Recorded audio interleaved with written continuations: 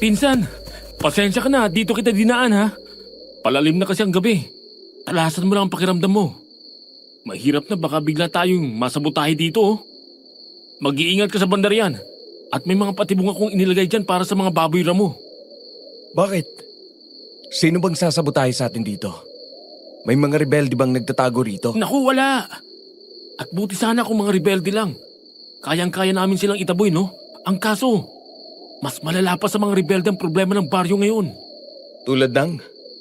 Bakit ba kasi hindi mo nalang diretsuhin? At saka bakit parang ninenervyos ka? Ano bang problema rito? Ang totoo, hindi ko alam kung maniniwala ka ha. Pero bali-balita na may aswang na gumagala rito sa baryo ngayon. Kahapon lang, doon sa may plaza, malapit sa balon. Natagpuan yung bangkay ng isang bata. Bukas ang katawan at nawawala ang mga mata. Tapos nung nakaraan, may mag-ina na natagpuan doon sa may ilog. Hindi taga rito. Palutang-lutang, wasak din ang dibdib at nawawalang mga mata. Nawawalang mga mata. Parang galawan ng isang serial killer. Ano pang nakita ninyong... Teka, wala ka bang ibang flashlight? Bakit patay sindi yan? Ang sakit sa mata! Alam ko, pasensya ka na. Nakalimutan ko kasing bumili ng... sigaw ng tao yun ah! Doon galing! Bilis, Dolfo! Sundan natin yung sigaw! Sandali! Baka yung aswang yung pinsan! Pinsan, sandali! Pambihira! Anong nilalang ka? Sandali! Tumigil ka! Leche! Napakabilis naman nun! Pinsan, Luis! Bilis dito! Ano yun? Tingnan mo to! Diyos ko! Patay na ata tong lalaki ko!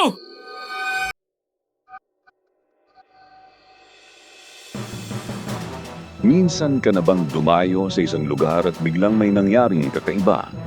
Yung tipong hindi mo inaasahan. Isang pangyayari na hindi mo akalain ay makapagpapabago sa buhay mo. Ako kasi naranasan ko na yan. 1993 noon nang madismiss ako sa pagiging isang sundalo. Hindi dahil sa pasaway ako, kung hindi dahil sa muntik nang maputol ang kaliwa kong braso nang masabugan ng granada sa isang engkwentro. At isang taon matapos noon, ipinasya kong umuwi sa bayan ng mga magulang ko. Ngunit hindi ko inaasahan na doon pala ay naghihintay sa akin ang isang dilubyo. At hindi lang yun, dahil doon ko nakilala ang tanging babaeng nagpatibok ng aking puso. Nais ba ninyong malaman kung anong dilubyo ang kinaharap ko doon? Bueno, pakinggan ninyo ang ibabahagi kong ito. Ako nga pala si Luis, at ito ang kwentong aswang ko, Sir Jupiter.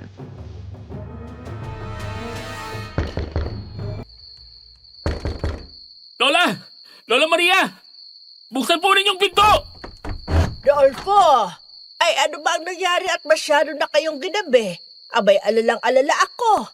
Nakailang ulit na ako ng rosaryo. Nasaan ang pinsan mo? Ayun po! Nasaan? Bakit ba nariyan siya? Narito po ako. Pasensya na po at hindi ko na natiis.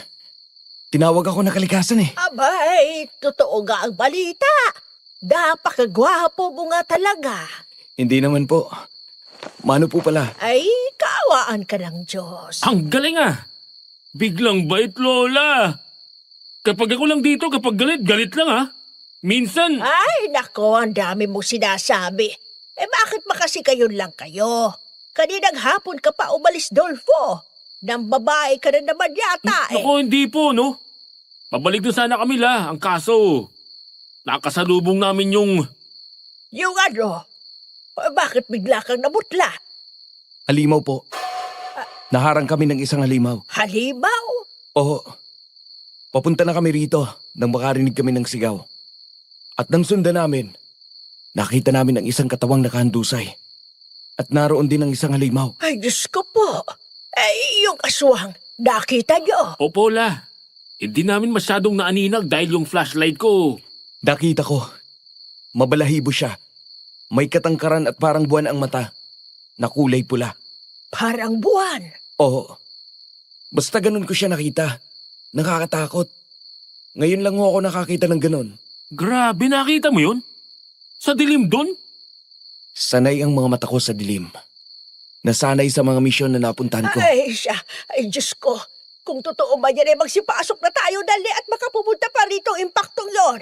Dali na! Ay, Luis, magsaboy ka ng asin sa mga bintana at isabit mo uli yung mga bawang. Opo. Tara na, Luis. Pasok na at makapagpahinga ka na rin. Pagkapasok namin, kaagad kong nalanghap ang amoy ng insenso. Hindi naman na bago sa akin yun, pero bigla kong naalala ang mga magulang ko, lalo na si tatay. Madalas rin kasi silang magsindi ng insenso noon tuwing gabi at nakuha nila yun kay Lola Maria. Bali-balita kasi na napakaraming engkanto at mga maligno sa lugar na ito. Nakasanayan nila yun at nadala sa Maynila. Oh, Luis. Ay, anong nangyari dyan sa braso mo? Bakit parang nasunog? Oo nga, pinsan. Hindi ko yung napansin kanina. Kaya pala naka-jacket ka kahit mainit. Ito po yung nasabugan ng granada. Hindi ko na po siya naigagalaw na gaya ng dati. Dahil may natamaang mga ugat. Pero nagagamit pa naman po. Nako, kawawa ka naman. Napakabata mo pa at nagkaganyan ka na eh. Kung buhay lang sana ang mga magulang mo. Mawalang galang na po. Pero saan po kaya maaaring makapagpahinga? Masakit na rin po kasi ang buong katawan ko dahil sa biyahe. Ay, oo nga naman. Doon ka na lang sa dating kwarto ng tatay mo. Hindi ko yun ginagalaw. Nililinis ko lang. Pero ayaw mo bang kumain na muna? Hindi na po. Busog pa po ako. Salamat po. Kinuha ko ang mga gamit ko at kaagad na nagtungo sa kwartong sinabi ni Lola. Pagpasok ko doon, biglang parang may kung anong kurot sa puso akong naramdaman. Nakita ko kasi doon ang mga larawan ni tatay at ni nanay noong mga bata pa lamang sila. Kinuha ko ang isa sa mga yon, yung larawan noong high school graduation nila at niyakap ko yon. Hindi ko napigilan ang sarili ko na maiyak. Matagal na silang patay. Pero kahit kailan hindi ko nakalimutan ang sakit ng biglaan nilang pagkawala. Magkasama silang lumaki at nakalulungkot. Magkasama rin silang namatay nang mabunggo ng isang jeep ang sinasakyan nilang tricycle. Sino yan? Ano? Butasin mo na yung bubong at ang magkasubo ka na! Pinsan, sinong kaaway mo dyan? Anong nangyayari? Wala to. Huwag niyo akong intindihin. Ayos lang ako. Sigurado ka? Oo, wala to. Sige na. Kung inaakala mong masisindak mo ako, nagkakamali ka. Malas mo. Napadpad ako rito. Madaling araw na akong nakatulog noon. Kung hindi nga lang din siguro ako pagod sa mahabang biyahe, baka kinaya kong magbantay magdamag. Walang nakaligtas na kaluskos sa akin. Baboy ramo, asong ligaw, mga lasing at kahit mga ibong lumilipad. Lahat nakita ko. Pero hindi ko namataan ang hayop na aswang na yun. Sigurado ako humahanap lang siya ng pagkakataon. Ang mga kagaya noon, ang mga tipong hindi natatahimik hanggat hindi nakakaganti. Luis! Ikaw na ba yan? Tiamara, magandang umaga. Ikaw nga. Ay, Diyos ko. Kailan ka pa dumating? Aba, ang macho-macho ng paborito kong pamangkin na. Pero teka, anong nangyari dyan? Nasabugan ng granada, nay. Naku naman. Isa-isa lang ho ang tanong at talo pa ninyo ang imbestigador eh. Saan ho ba kayo galing at hindi kayo umuwi kagabi ni Rosa? Inabot kami ng dilim sa bayan. Kaya doon na kami nagpalipas ang gabi sa kumari ko. Kainin ang sinang mo. Pero teka, bakit napaka-aktribida mong magtanong? Baka nakakalimutan mong nanay mo ko? Itong batang to. O siya, sige na. Ituloy mo na yung pangangahoy. Pagkatapos ilaga mo itong mga kamuting dala ko. Nakababatang kapatid ni tatay si Tia Mara. Masayahin, maingay at parang nakalunok ng mikropono. Naalala ko madalas siyang sinisita ni tatay noon dahil sa lakas ng boses niya. Pero hindi lang yun ang maipagmamalaki niya. Siya ang nagmana ng anting-anting ng pamilya nila tatay. Ang sabi noon nila lola, noong kadalagahan ni tiya ay kaya nitong manggamot. Subalit nawala yun nung nag-asawa ito at nagkaanak. Kung bakit, hindi ko rin alam. Nasaan pala si Rosa, Nay? Bakit hindi nyo kasama? Nagpaiwan doon sa bahay nila, Kapitan. May namimigay kasi doon ng libreng mga pagkain. Ano ba yun? Yung out... ano ba nakalimutan ko eh? Outreach program po. Oo, yun nga. Naku, napakarami ng tao doon. Ayos yun ah. Tara, pinsan. Punta natin. Makikain rin tayo dun. Hoy, manahimik ka, Dolfo. Ayan ka na naman. Ang sabihin mo, tumatakas ka na naman sa utos. Hala, sige, tapusin mo muna yan. Si nanay nga pala, nasaan? Pumunta po dun sa may ilog. Bibili raw siya ng mga bagong huling isda. Ganun ba? O siya, sige, papasok muna ako ng makapagkape. Nagpatuloy lang kami ni Dolfo sa aming mga ginagawa. Halos hindi pa nakakaisang minuto si Tia nang bigla ulit siyang lumabas. Pawisan siya at namumutla para siyang nakakita ng multo. Dali-dali siyang tumakbo papunta sa likod ng bahay. Nagkatinginan kami ni Dolfo at pagkatapos ay kaagad namin siyang sinundan. Doon siya tumigil sa tapat ng bintana ng kwarto kung saan ako natulog. Anong meron, Nay? Bakit bigla kang napatakbo rito? May nangyari kagabi, ano? Magsabi kayo. Kagabi? Nakita namin yung aswang dun sa kakahuyan. Ano? Aswang? Nagparamdam din siya sa akin kagabi. Narinig ko siya. Umaaligi dito. Ano? Kaya pala, Ano ho ba yan, Tia? Bakit kayo napatakbo rito? Matapos huminga ng malalim, humarap sa amin si Tia Mara. At pagkatapos itinuro niya sa amin ang isang bagay na nasa lupa. Napaurong si Dolfo sa nakita at ako naman ay napakunot na lamang ng noo. Isang braso ang naroon. Sa wari ko ay braso ng isang babae. Nangingitim na yon at malapit nang maagnas. saan galing yan? Dala ito ng aswang na dumalaw dito kagabi. Napakalakas niya na hanggang ngayon. Nararamdaman ko ang presensya ng itim niyang kapangyarihan dito. Mukhang may nagambala kayo kagabi. Nagalit malamang yun na maudlot yung hapunan niya. Pero Nay, dapat na may gawin ng kinauukulan dito. Totoo ang aswang. Hindi na ito basta-basta kwento na lang. Tapos ano? Pagtatawa na nila tayo.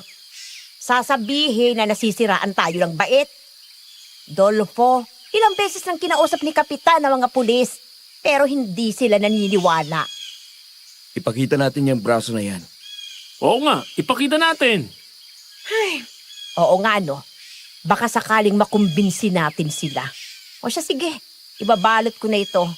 Tapusin na ninyo yung mga gawain ninyo at pupunta tayo kay Kapitan ngayon din. O siya sige, nakilos na. Mabilis kaming kumilos ni Dolfo. Nang matapos kami, eksakto rin na nabalot na ni Tia ang braso. Kinuha ko ang baril ko at isinukbit yon sa aking likuran at pagkatapos ay pumunta na kami kina Kapitan sa mismong lugar kung saan namin dinala yung lalaking nakita namin noong kinagabihan. Mara, kaya bala? Magandang umaga, Kapitan. Maaari ba namin kayong makausap sandali? Aba, oo naman. Pero tatapusin ko lang muna ito. May pamimigay na rin naman ang lahat. Ayaw nga pala. Ipagtatabi ko na rin pala kayo. Pero saglit lang naman ito, Kapitan. Mahalaga kasi ito eh. Kapitan, ako na hong bala rito. Kausapin na ho ninyo sila at baka importante po talaga yung sasabihin nila. Ganun ba? O, sige ha. Salamat, Dalia. Doon na lang kami sa bahay ko. Kung matapos kayo nagwala pa ako, puntahan niyo na lang ako doon. Sige po. Doon ko unang nasilayan si Dalia. At unang tingin pa lang talagang nahulog na ako sa kanya. Hindi ko inakala ng isang kagaya ko na pinatigas ng mga pagsasanay, putok ng baril at mga pagsabog ay makakaramdam ng ganoon sa isang dalaga na ganoon lang kabilis. Talagang napakaganda ni Dahlia, Sir Jupiter. Morena, mahaba ang tuwid na buhok at talagang nakakaakit yung mga mata niya na may mahabang pilik mata. Na hindi ko namalayan na umalis na pala si Dolfo at naiwan ako doon na nakatitig lang sa kanya.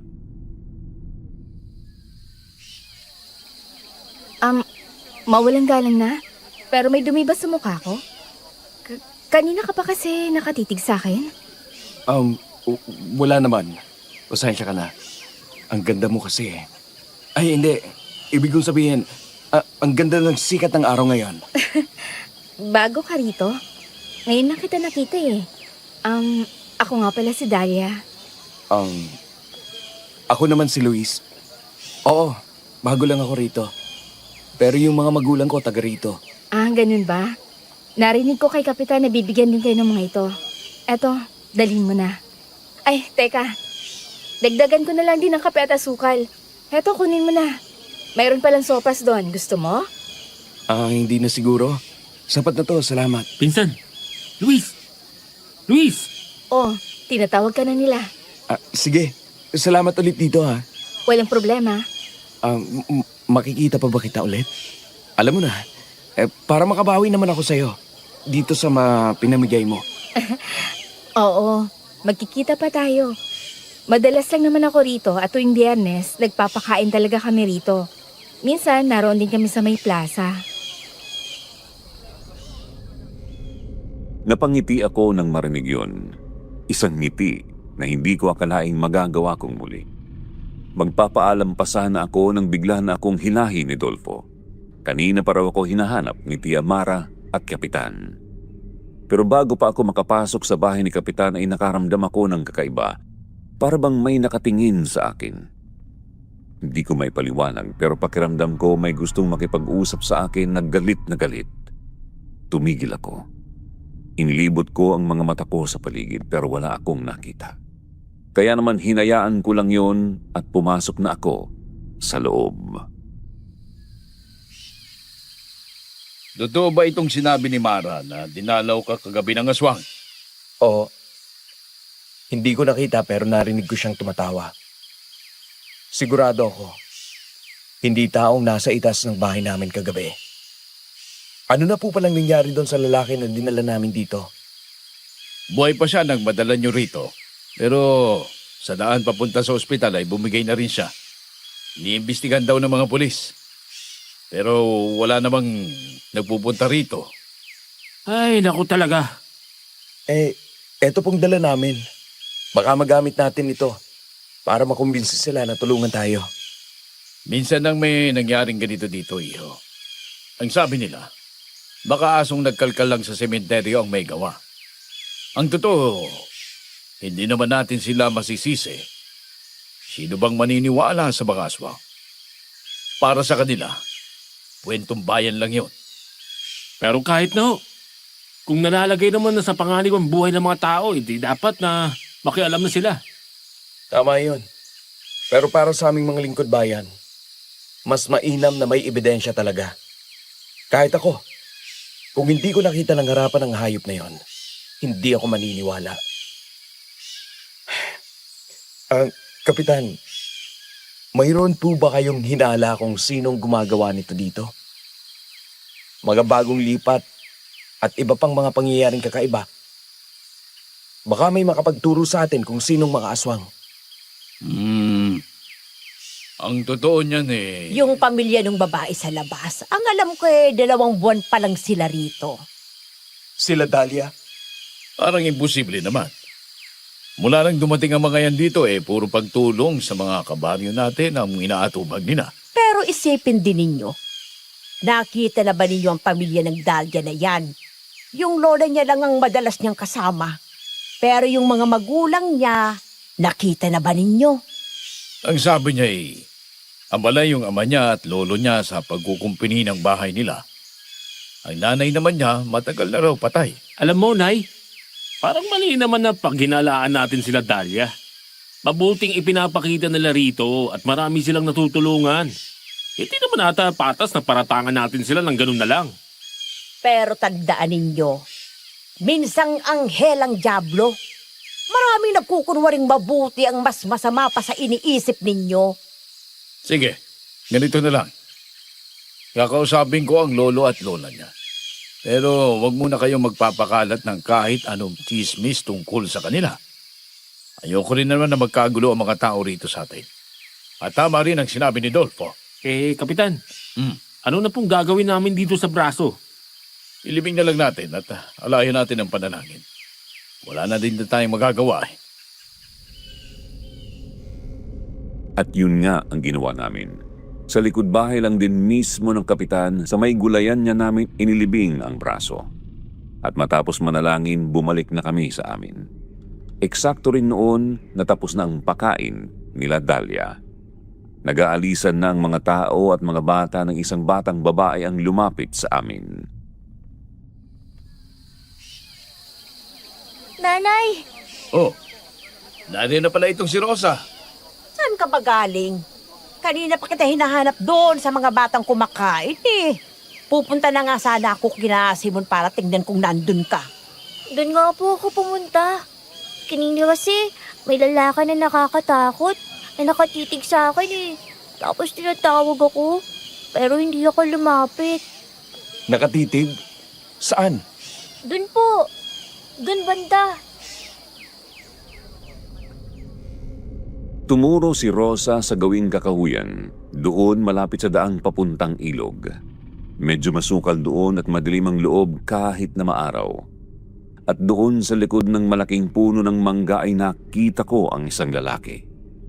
Hindi ko masyadong naaninag ang itsura niya pero sigurado akong lalaki yun. Nang mapansin niyang nakatingin ako sa kanya, bigla siyang nagtago sa likod ng puno. Dali-dali naman akong tumakbo. Binunot ko ang baril mula sa aking likuran, ngunit pagdating ko kung saan ko natanaw ang lalaki, wala akong naabutan doon. Pambihira ka, pinsan. Ang bilis mong tumakbo. Ano pag nakita mo at kumaripas ka rito? Hindi mo ba nakita yung lalaki kanina? Nung tumuro si Rosa dito? Wala akong nakita. Grabe naman talaga yung mga mata mo. May kalayuan yung pinanggalingan natin ah. Tapos parang hindi ka na napagod sa pagtakbo. Ano yun? Nararamdaman mo ba? Teka. Oo. Parang ang daming nakapaligid sa atin. Luis, natatakot ako. Anong gagawin natin? Huminahon ka. Oo, huminahon ka lang, Dolfo. Lalong lalakas ang kapangyarihan nila kung magpapatalo ka sa takot. Talasan mo lang ang pakiramdam mo. Hindi yan basta makakalusob lalo na at may araw pa. Ramdam na ramdam ko kung anong nilalang sa paligid. Sanay ako sa ganoong pakiramdam dahil sinanay ako ng ganoon sa pagiging sundalo.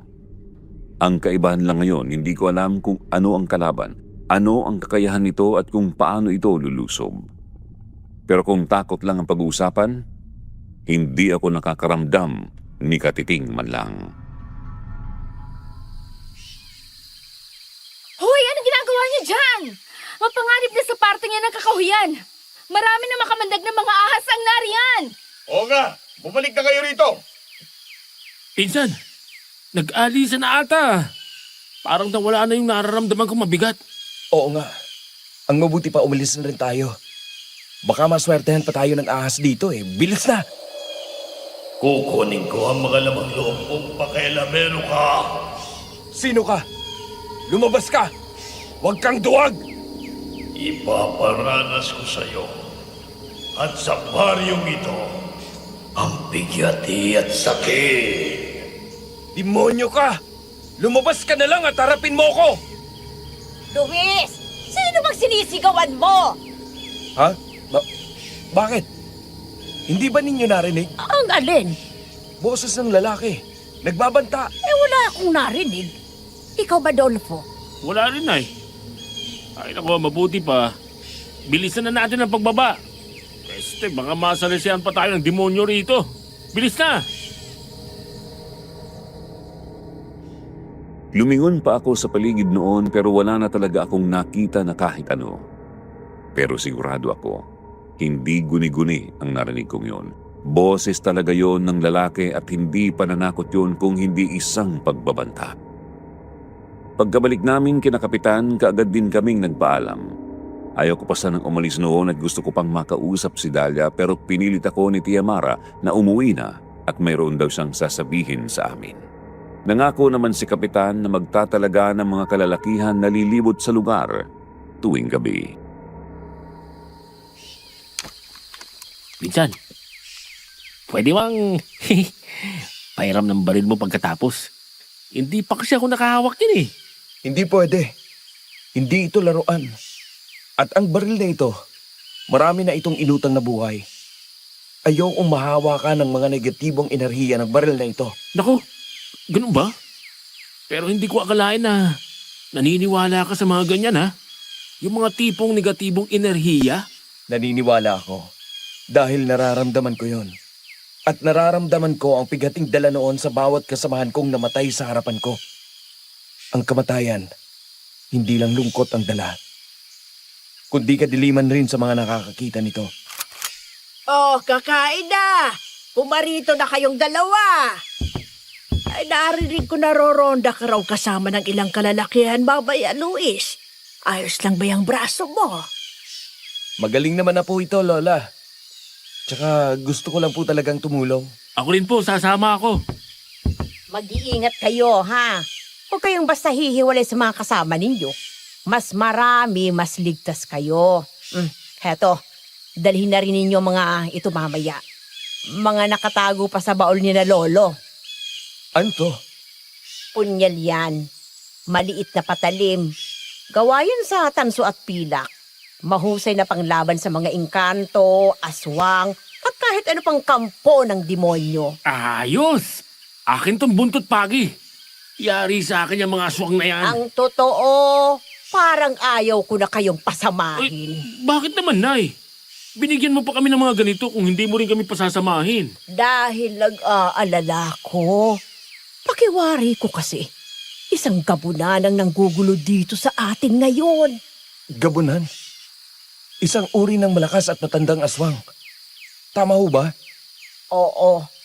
Pero sana mali ang kutob ko. Luis, Dolfo, ayaw ko kayong mapahamak. Pero kakaunti lang ang kalalakihan ng baryong ito. Kaya mag-iingat kayo. Kung alanganin, tumakbo kayo. Huwag kayong masyadong magtapang-tapangan. Eh, bakit kasi hindi ka na lang din sumama? Ako na ang bahala dyan kay Rosa. Matagal ko nang hindi nagagamit ang kakayahan ko, Nay. May edad na rin ako. Ayokong maging pabigat sa kanila doon. Natahimik kami matapos ang sinabing yun ni Tia Mara. Ramdam ko ang lungkot sa boses niya. Maaaring may nangyari na hindi ko alam kung kaya ganoon lang ang naging damdamin niya habang nagkikwento. Pero hindi na ako nakialam.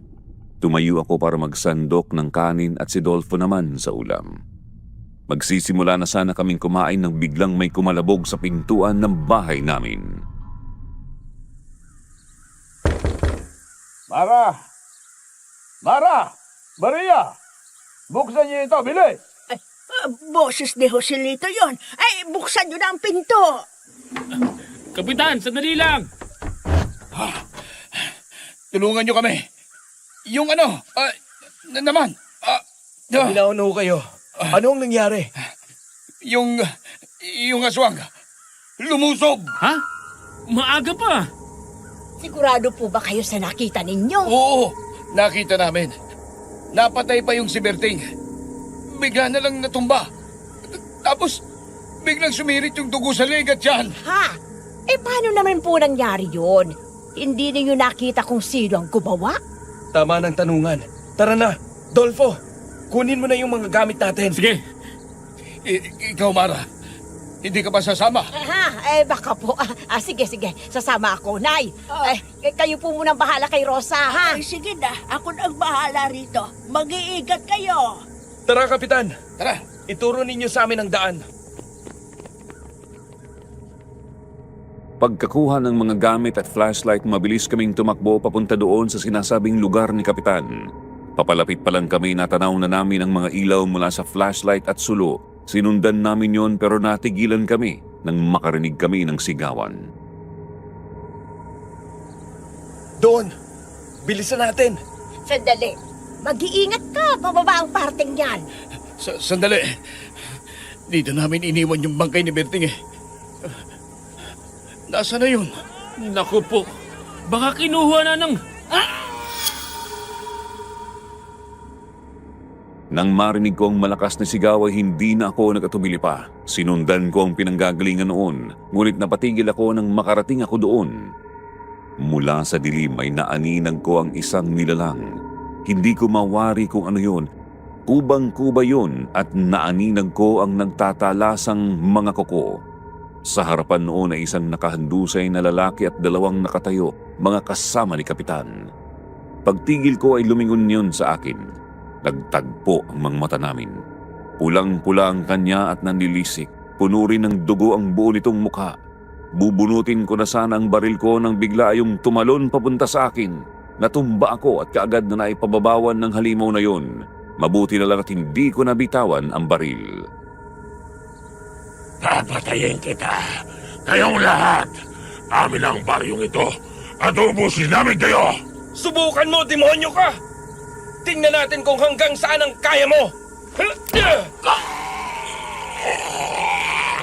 Punyeta! Hindi ka aalis! Ito pa!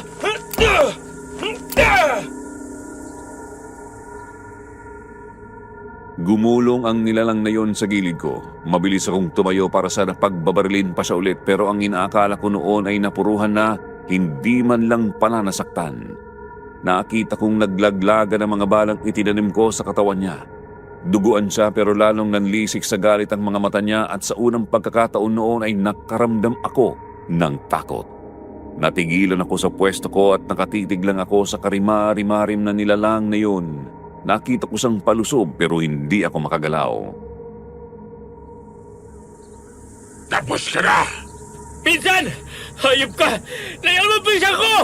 Etong buntot pagang yakapin mo! Eto pa! Kainin mo ting wasin, demonyo ka! Buisit! May araw din kayo! May araw din kayo! Nakita kong umusok ang nilalang na yun, Sir Jupiter. Nang tumalikod siya ay doon ko na ulit naigalaw ang katawan ko. Halos masubsob ako noon pero tumayo ako ulit. At walang sabi-sabing hinabol siya. Mabilis siya pero kitang-kita ko kung saan siyang dumadaan kahit na madilim na talaga ng lugar. Salamat talaga sa mga pagsasanay ko noon. Narinig ko pang sumigaw si Tia Mara na huwag ko nang sundan ang aswang pero hindi ako nakinig hanggang sa napansin ko na nag-iisa na lang ako. Mangmang! Inutil! Binigyan ka na ng babala. Huwag kang sumunod. Pero anong ginawa mo? Matapang ka. Pero bobo! Talaga ba? Lumabas ka muna dito nang magkaalaman na! Hindi ako kagaya mo. Lalaban ako sa paraang alam kong mananalo ko. Wala akong pakialam sa patas o hindi. Ang mahalaga sa akin ay manalo. Makakain, makamatay. Ano bang meron sa baryong ito? At dito kayo nagpipeste? Wala namang masyado. Bukod sa napakaraming bata rito, tagupa ang lugar na ito. Makapagpaparami kami dito ng walang problema. Demonyo kayo! Mga walang puso! Mga salot! Hindi namin kasalanan na ganito kami, bata. Wala kang alam! Nakarinig ako ng kaluskos. Tumingala ako at kaagad akong napagulong paharap ng makitang nilalang na papalapit sa akin. Nagawa niya akong abutan. Nahawakan niya ako sa damit at naibalibag sa lupa. Tumilapon ang baril ko at nabitawan ko ang flashlight. Ramdam ko ang sakit sa tagiliran ko noon at pakiramdam ko ay nabalian ako ng buto. Napasigaw ako pero pinilit kong maging alerto. Nakita mo na. Wala kang kwenta. Pakialamero ka lang, tapang-tapangan. Pero walang alam. Tatapusan mo na ngayon! Mapapatay mo ko. Pero sinisigurado ko, hindi kayo magtatagumpay. Bobo! Bakit? Sino pang lalaban sa amin? Wala na!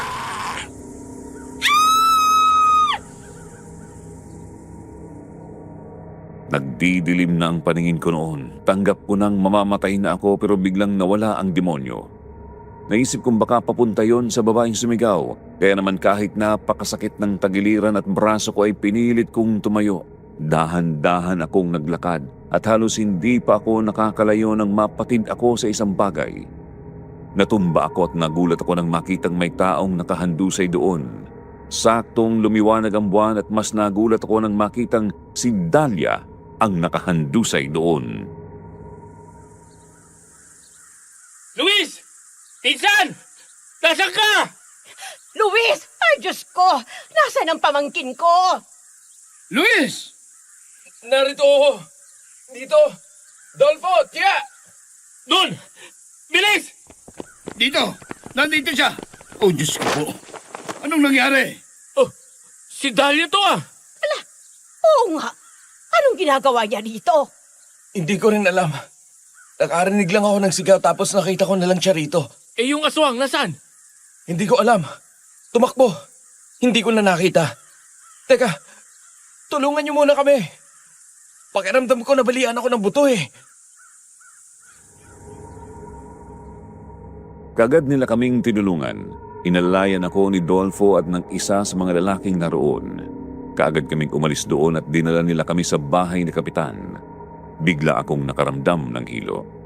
Napakarami nilang tanong pero bago ko pa masagot ni isa sa mga yon ay nagdilim na ang paningin ko at nakatulog na ako.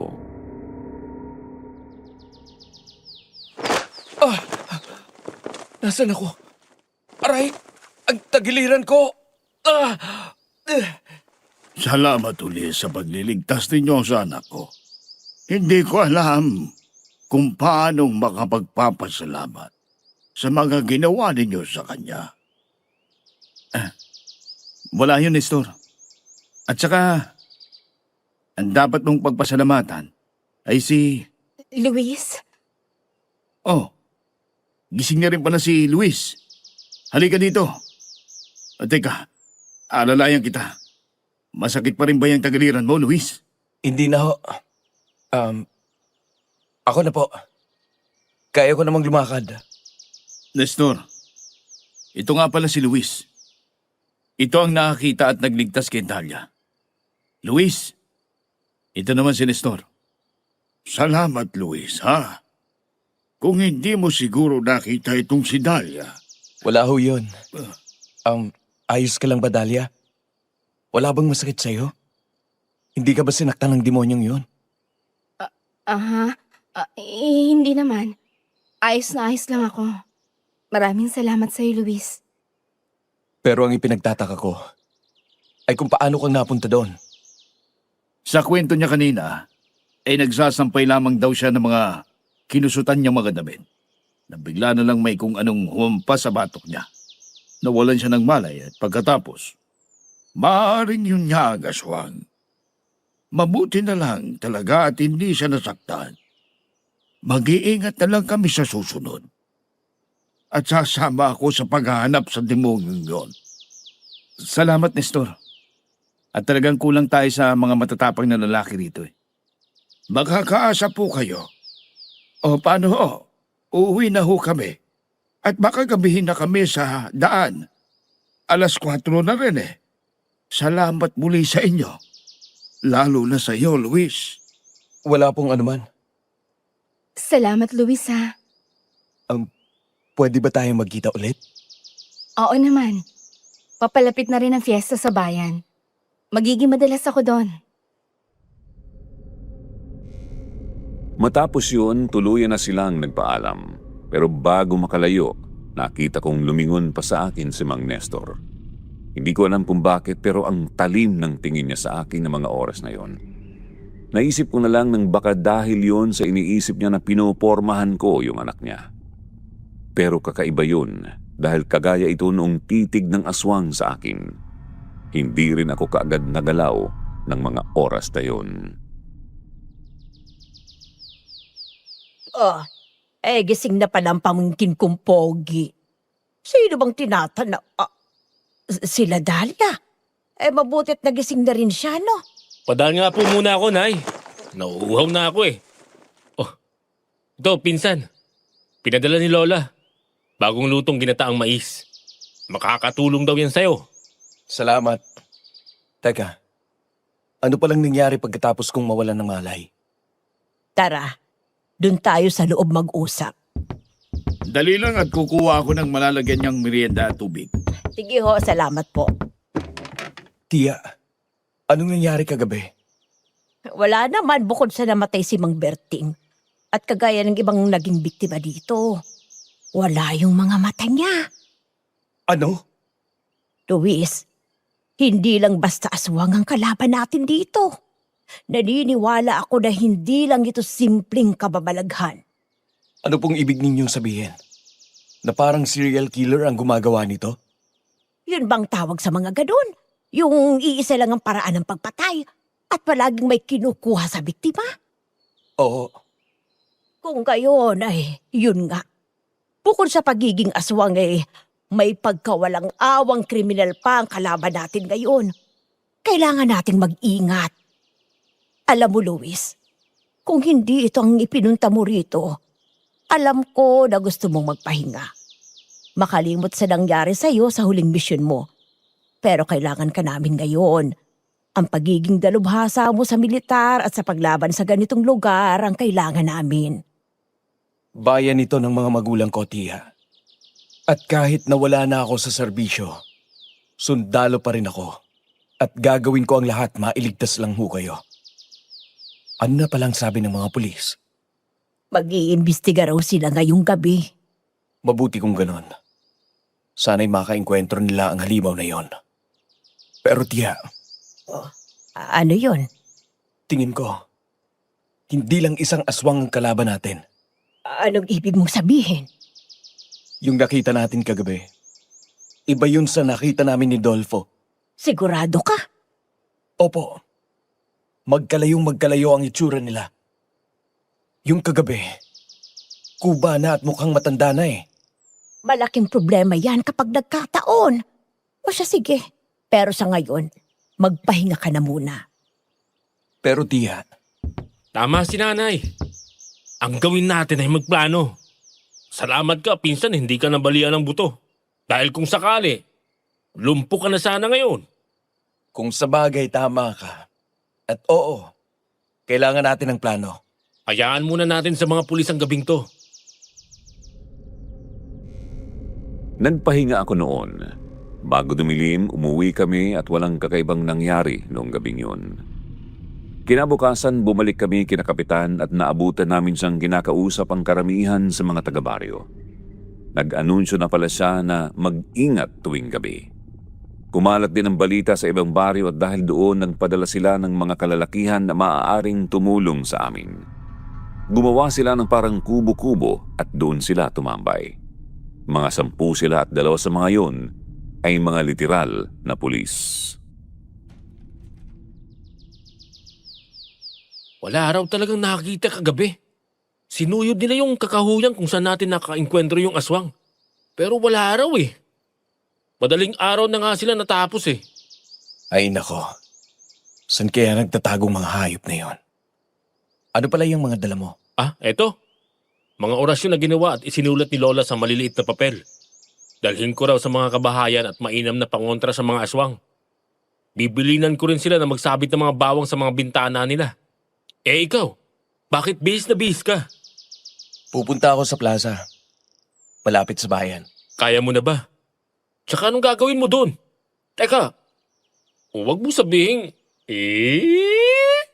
si Dahlia ang kakatagpuin mo, no? Huwag ka nang magulo. Babalik naman ako agad. Sige na, ayusin mo ng pamimigay niyan. Kailangan niya ng baryo. Nako, sige na. Hoy, pasalubong ko ha. Yang monay dun sa panaderya doon. Masarap yun eh. Sige na, sige na. Alis na ako. Ay, teka. Dalhin mo na to. Itong punyal. Paalala ni nanay na ibigay ko yan ulit sa'yo. Pero hindi ko man lang ito nagamit nung nakaraan. Yun nga. Paano masyado kang nagtiwala sa baril mo? At nakalimutan mong may dala kang ganito. Nahulog na lang. Kung hindi ko napulot, baka nawala na rin to. Pero hindi ko na siguro kailangan ito. Dalhin mo na, panigurado lang. Kinuha ko yun. Isinuksok ko yun sa aking bulsa sa likuran at pagkatapos ay nagpaalam na ako at umalis. Maganda ang sikat ng araw noong araw na yon pero hindi ganoon kainit dahil mahangin. Napakasarap din talagang maglakad-lakad lalo na sa ilalim ng mga naglalakihang punong kahoy. Mga 30 minuto rin ang inabot bago ko narating ang plaza. At kaagad kong nakita doon si Dahlia. May bayong sa tabi niya at namimigay ng tinapay sa mga bata. Tulungan na kita? Luis, ayos ka na ba? Oo naman. Ayos na ayos. Kanina ka pa ba namimigay rito? Kanina pa. Nakaubos na nga ako ng 2 bayong ng Monay eh. Dahlia, apo.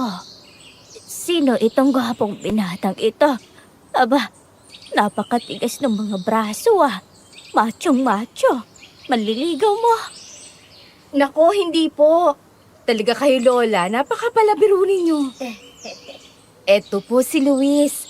Yung nagligtas sa akin yung isang gabi doon sa yung sa doon sa aswang.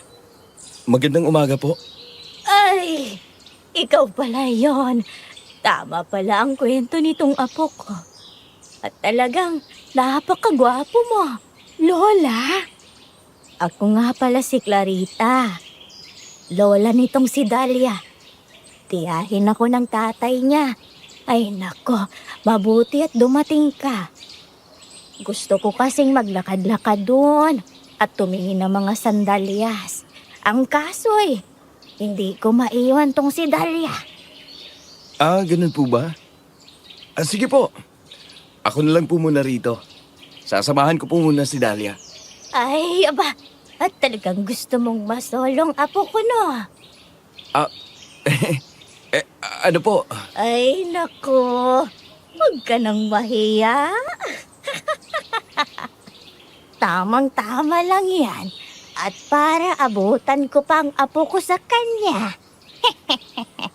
Lola talaga? O siya, dyan na kayo. Alis na ako't nang makarami. Pagpasensya mo na yung si Lola, ha? Palabiro talaga yun eh. Nakakahiya. Naku, walang problema yon. Nakakatuwa nga na kahit may edad na siya, ay napakasigla pa rin. Kamusta ka pala? Mabutit na gawa mong makalabas agad matapos yung nangyari. Napakatapang mo. Hindi naman. Natatakot din ako. Ang totoo, hindi nga ako nakatulog eh. Pero kung sa bahay lang ako, lalo ko lang may isip yung nangyari. Kung sa bagay, Ikaw, kumusta? Kung hindi mo mamasamain, ngayon ko lang nakita yung braso mo. Anong nangyari dyan? eto, wala to. Nasabugan ng granada. Granada? Oo. Ikinuwento ko kay Dahlia ang nangyari sa akin. Naging komportable ako sa kanya. Kahit yung mga bagay na ayaw ko nang maalala, nasabi ko sa kanya. Yung tungkol sa mga kasamahan kong pinatay ng mga rebelde. Yung pinasabog yung isa sa mga kampo namin at yung huling engkwentro kung saan ako napuruhan at kung saan namatay yung pinakamatalik kong kaibigan. Hanggang ngayon, tandang-tanda ko pa kung paanong tinamaan sa ulo ang kaibigan kong yun at namatay. Isa rin yon sa mga dahilan kung bakit umalis na ako sa pagiging sundalo. Halos tanghali na nang maipamigay namin ang lahat ng mga dala ni Dahlia. Niyaya ko siyang magmerienda at hindi naman niya ako tinanggihan. Pero may napansin akong kakaiba sa kanya. Kung hindi ka o-order, hindi na lang din ako o-order. Ayoko namang ako lang ang kakain. Ano ka ba? Sige na, kumain ka na. Nagbabawas ako ng timbang eh. medyo bumigat na kasi ako. Saka nag-agahan na naman ako. Ganun ba? Pero bakit inilalayo mo yung patis at prinitong bawang? Aha? Hindi. Itong paminta kasi, nababahing ako rito. Mabilis akong, mabahing. Ganun ba? Kung gusto mo, umalis na lang tayo. Hindi naman ako nagugutom eh. Hanap tayo ng ibang pwedeng tambayan. Sigurado ka? Oo. Habang palabas kami ng karinderya, hindi sinasadyang nahulog mula sa upuan ang isang palangganang puno ng mga nabalatang bawang. Eksakto yun sa harapan ni Dahlia at talagang napatili siya ng dahil doon. Napatalon pa siya at napatakbo ng mabilis palabas at pagkatapos ay nagsimula siyang maduwal. Ayos ka lang? Anong nangyari? Wala ito. Nainitan lang siguro ako. Ay, Dahlia! Anong nangyari? Ay, naku naman. Tara na't umuwi na tayo. Sige. Luis, kailangan ko na ata magpahinga. Sa susunod na lang. Sige. Pero ayos lang ba kung ihahatid ko kayo? Baka lang... Hindi na. Kaya na namin to. Ay, halika na, Dahlia. Tumingin pa sa akin si Dahlia. Parang may sasabihin pa siya nang pigilan siya ni Lola Clarita niya. Pagkatapos ay tiningnan ako ng matandang yun ng matalim. Kaagad akong nakaramdam ng pagkahilo noon. Mabuti na lamang at napahawak ako sa isang posteng kahoy doon. Kung hindi ay baka bumagsak ako. Nakita ko ng serbidora sa karinderya. Binigyan niya ako ng upuan, pero nang uupo na ako, nawala na ang hilo ko. At pagtingin ko sa kalsada, ay wala na rin ni bakas nila Dahlia at Lola Clarita. Nang makabawi na, napagpasyahan ko na lamang na lumibot doon at para na rin makapag-isip-isip. May parang peryahan doon at nalibang ako doon ng gusto kaya naman hindi ko na napansin na papalubog na pala ang araw. Oh, Luis! Narito ka. Mahilig ka pala sa ganyang laro ah. Kapitan! Oh. Hindi ho. Nalibang lang po. Ngayon na lang din po ako nakakita ng ganito ulit eh. Kayo po, naparito kayo. Ay, napadaan lang. Galing ako dun sa istasyon ng pulis. Nag-report at kinuha na nila ako ng pahayag sa mga nangyayari. Ang kaso, halata sa kanila na hindi sila naniniwala sa akin eh. Pakiramdam ko nga. Sinasabi lang nila na mag-iimbestiga sila eh. Kahit hindi naman. Kaya nga eh. Teka, nabanggit sa akin ni Mara na magaling ka pa sa paggawa ng mga plano. At isa ka raw sa pinagkakatiwalaang sundalo noong nasa serbisyo ka pa. Pagdating doon, baka naman makatulong ka para mahuli natin ang demonyong aswang na yun. At maibalik na natin ang katahimikan dito sa atin. Huwag po kayong mag-alala. Nabanggit na rin naman sa akin ito ni Tia. Sa lalong madaling panahon po, sasabihin ko kayo kapag nakabuo na ako ng plano. Salamat, Luis. Sigurado akong natutuwa ang tatay mo sa ginagawa mong ito. Sumabay na ako noon kay Kapitan. Wala kasi akong dalang flashlight at madilim na sa mga dadaanan namin. May mga ilaw naman pero sobrang magkakalayo. At yung mismong daan na nagdudugtong sa baryo at sa bayan ay sadyang madilim. Kapitan, Oh, alam po ba ninyo kung saan nakatira si Dahlia? doon yun sa mga kabila ng ilog. Parte pa rin ito ng baryo pero wala nang nakatira doon. Nasunog kasi yun ng mga ilang taon na ang nakalilipas. Tapos naabandona. Nagulat na lamang ako na nakabili na ng lupa doon yung pamilya ni Dahlia. Nakapunta na ho kayo sa kanila? Ay, hindi pa eh. Masyado kasi rin akong abala at wala namang problema doon. Ay, bakit mo natanong? Wala ho. Akit sana ako ng ligaw eh. Ha? Inasabi ko na nga ba eh. Swerte ka sa batang yon kung sakali. Maganda na, busilak pa ang puso. Pero parang may kakaiba po kasi sa... Oh, bakit ka natigilan? Anong... Diyos ko po. Ano yan? Halimaw? Isang aswang nung nakaraang gabi. Yung hinabol ko. Siya yan. Akala mo siguro tapos na tayo. Ang hindi mo alam magsisimula pa lang. At uunti-untiin ko kayo para malasap nyo ng gusto ang kamatayan. Mag-iingat ka, Kapitan. Mabilis ang isang yan. Talasan mo lang ang pakiramdam mo. Anong sinasabi mo? Halika na! Tumakbo na tayo! Tumakbo na papalayo si Kapitan. Tinawag ko siya pero nang dahil sa takot ay nagdire-diretso lang siya. Nakita kong gumalaw na ang halimaw at mabilis na sinundan siya. Binunot ko ang baril sa aking likuran at pinaputukan ko na ang demonyo. Pero hindi ko yun tinamaan. Kaya naman dumampot ako ng bato na kasing laki ng kamao ko at tumakbo papalapit sa halimaw na yun.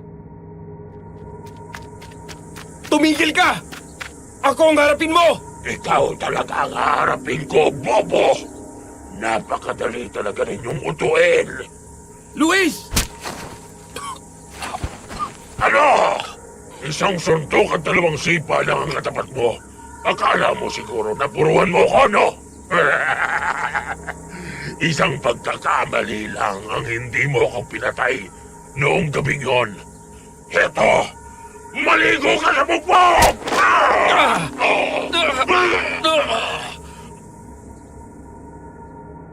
Mabibigat at malalakas ang mga suntok na yun. Bawat tama ay talagang ramdam ko ang sakit. Hindi pa ako makasalag ng maayos ng dahil sa kaliwa kong braso. Nabitawan ko pa ang baril ko. Nakita ko si Kapitan. Kumuha siya ng bato. Akmang babatuhin na niya ang aswang nang bigla itong lumingon sa kanya. Tumalon ito sa kanya at kaagad siyang napaibabawan. Tulong! Tulungan niyo kami! Impakto ka! Umalis ka sa ibabaw ko! Hindi ka marunong maghintay. Papatayin din naman kita eh. Oh? Yes, ikaw na lang ang uunahin ko! Wag! Maawa ka! Hayop ka! Tigilan mo si Kapitan! Niyakap ko ang halimaw na yun at buong lakas kong inihagis papalayo kay Kapitan. Napakabaho niya. Parang naaagnas na karne na kung ano. Galit na siya at lalong nanlisik ang mga mata pero hindi ako nagpatingan. Gumulong ako papunta sa kung saan naroon ang baril ko. Nakuha ko yun. Bumaling sa akin ang aswang pero bago niya ako nagawang saktan ay nagawa kong iputok ang baril. Eksakto sa bibig niya yun at kitang-kita ko kung paanong binutas ng bala ang lalamunan niya.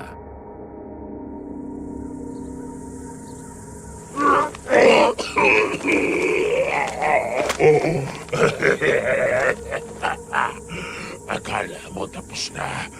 Hindi ako tinatabla ng bala. Tanga! Punyeta! Napakatibay mong hayop ka! Kahit anong gawin mo, hindi mo ako mapapatay. Kapitan, tumakbo na ho kayo! Bilisan ninyo! Pero Luis, hindi kita iiwan. Mamamatay tayong dalawa kapag hindi ka pa tumakas! Sige na ho!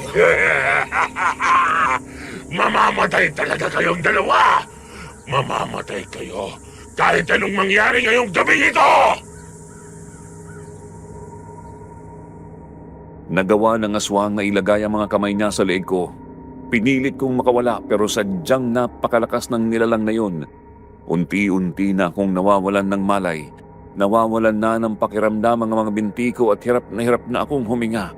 Nang biglang maalala ko ang punyal. Inipon ko ang lahat ng natitira kong lakas. Sa maniwala po kayo sa hindi ko na alam kung ano ang nagpapakilos sa akin noon. Halo-halo na ang nararamdaman ko ng mga oras na yun. Takot, galit at sakit. Nakuha ko ang punyal sa likurang bulsa ko. Nagawa kong tanggalin ang takip noon at naitarak ko yun sa mismong leeg ng demonyong yun.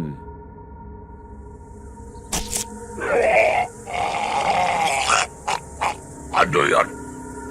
Ang init!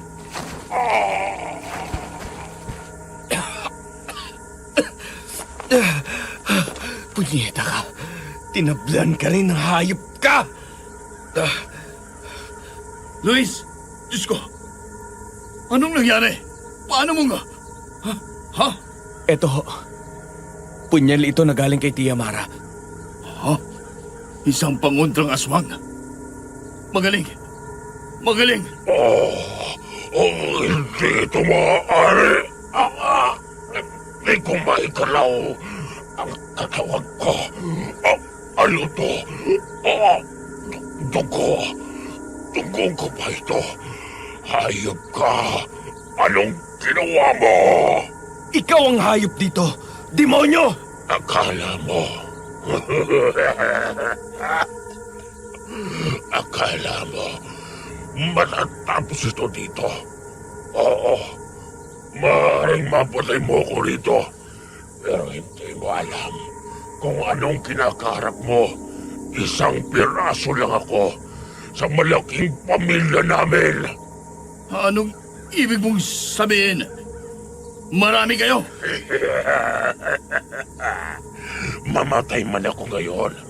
Ito ang magiging mitya ng tuluyang pagkaubos nyo sa baryong ito. Hindi hahayaan ng pinuno namin na hindi ako maiganti. Lumusob lang sila! Wala kaming pake! Ang mahalaga, nabawasan na namin kayo ng isa! Hindi mo alam kung anong pinapasok mo. Matapang ka. Marami na kaming nakalabang katulad mo. Pero lahat sila pulok na ngayon. Ang dami mong sinasabi! Akmang tutuluyan ko na sana siya nang bigla na lang siyang tumalon palayo. Itinutok ni Kapitan ang flashlight sa halimaw at talagang naliligo na ito sa sariling dugo. Tumakbo ito papalayo pero sinundan namin ito at hindi nagtagal. Natumba na ito. Dali-dali ko itong nilapitan at napangiwi na lang ako nang makitang umuusok at parang nabubulok na kaagad ang katawan nito. Kasabay noon ang pagsingaw ng napakabahong amoy. Sinubukan kong hawakan ang bangkay para makita ang mukha noon pero hindi ko na nagawang makalapit ng husto. Diyos ko ba? Anong klaseng nilalang ito, Luis? Naniniwala ako sa mga aswang. Pero hindi ko akalain ganito sila. Lalo naman ho ako. Sa Maynila ako lumaki. Ano na hong gagawin natin? Umalis na tayo dito. Baka dumating pa yung mga kasama niya. Hindi ba sabi niya marami sila? Tara na, Luis. Oo, mabuti pa nga ho. Gusto ko sanang kunin ang ulo ng aswang na yun bilang patunay sa lahat na totoo sila. Pero hindi ko na nagawa. Dali-dali kaming umalis doon at sa halip na kinakapitan kami dumiretso, minabuti na niya na sa amin na muna pumunta. At doon ikinwento namin ang nangyari. Grabe. Hindi ako makapaniwala na nangyari yun. Oo nga. At mabuti wala nang nangyaring masama sa inyo. Mabuti na lang talaga. At dala ni Luis yung punyal niya yun. Oh, hindi ba? Kung hindi mo pa dinala, hinapunan ka na sana nung aswang na yun. Pero ang problema natin ngayon kung totoo man ang sinabi ng halimaw na yun na marami sila. Paano kung lumusob sila rito dahil sa pagkakapatay sa isang yun? May naisip na ako. Wala tayong ibang magagawa kundi ang harapin sila. Bukas na bukas rin. Gagawa ako ng mga patibong sa kakahuyan. Doon sa may ilog, kung saan madalas makita ang pinatay nila. Dolfo, Kapitan, kailangan ko ng tulong ninyo. Tia, ilabas mo ng lahat ng maaari nating magamit laban sa kanila. Tutulong rin ako sa abot ng aking makakaya. Pero isa lang ang sigurado ko. Hindi sila basta-basta makakapasok sa mga bahay ng kabaryo natin. Lalo na at nabigyan namin sila ng mga orasyon. Mabuti po kung ganun. Ang mabuti pa ay maghapunan muna tayo. Luis, kakausapin kita pagkatapos natin kumain. Sige po. Halos wala akong ganang kumain ng gabing yon. Naiisip ko yung hitsura noong at naaalala ko ang napakasangsang noong amoy. Hindi rin nawala sa isip ko noon ang posibilidad na baka marami nga sila. Kung ang isang yun nga ay halos mamatay na kami sa kakalaban, paano pa kung maraming ganoon ang magpakita? Pero naisip ko rin noon na walang magagawa ang labis na pag-aalala. Kailangan namin kumilos para sa mga buhay namin. Doon na muna nagpalipas ng gabi si Kapitana sa amin. Doon siya sa may sala pumwesto para matulog. At ako naman ay dumiretso na sa kwarto ko. Hindi ko na alam kung anong oras yun pero gabing-gabi na nang biglang may bumagsak sa bubungan namin. Ano yun? Diyos ko po. Yupi yung bubong. Halos mabutas. Ano yan? Nilulusob na nila tayo! Ay, aswang ang isang yan! Tingnan nyo! Ay, kumukulo ang langis! Aswang ang isang yan! Ala, nanay! Natatakot po ako! Rosa, dun ka muna kay Lola. Dolfo, kunin mo yung buntot pagi at kunin mo rin yung ngitak sa ilalim ng higaan ko. Opo! Luis, yung punyal mo! Narito! Humanda kayo. Nararamdaman kong grabing galit mula sa demonyong yan. Ilan po kaya sila sa tingin ninyo? 3. Pero malayo yung 2. Eto na po, Nay. Eto, Kapitan. Kung sakali man, gamitin din ninyo ang itak na to. Nabasag na ang garapon ng langis! Napakalakas ng isang ito! Dolfo, kunin mo ang mga gasera at sulo. Sindihan mong mga yun, bilis! Pambira. Sa dami ng pagkakataon. Ngayon pa talaga namatay ang kuryente. Mag-iingat kayo. Nanay, hawakan lang ninyo si Rosa, ha? Oo, ako bahala! Ito na po ang gasera at sulo. Luis, eto. Tulong! Bitawan mo ako!